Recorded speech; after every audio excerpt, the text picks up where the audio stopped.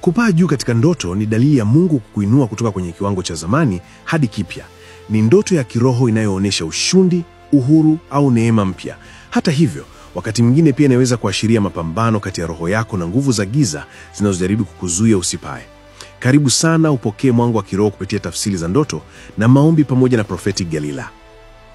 Maana ya ndoto.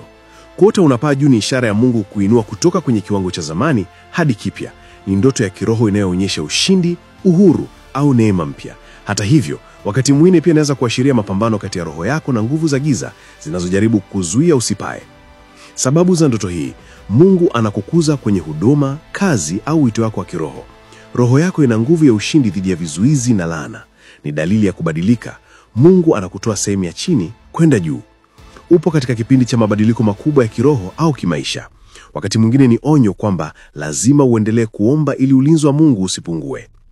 Mambo matatu ya kufanya: shukuru Mungu kwa kukuinua na kumkabidhi hatua zako mpya. Omba ulinzi wa kiroho ili usishuke baada ya kuinuliwa, Isaya 40:31. Soma neno la Mungu linalohusu ushindi na neema, Zaburi 18:33, Kumbukumbu 28:13. Maombi ya kiroho: Baba wa mbinguni, na kushukuru kwa kuninua juu ya vizuizi vya maisha. Kila nguvu ya giza inayojaribu kunishusha na ivunja kwa jina la Yesu Kristo. Bwana, nisaidie nitumie hatua hii mpya kwa utukufu wako. Nipe nguvu za kupaa juu bila kuanguka na neema ya dumu katika kiwango kipya. Kwa jina la Yesu Kristo. Amen.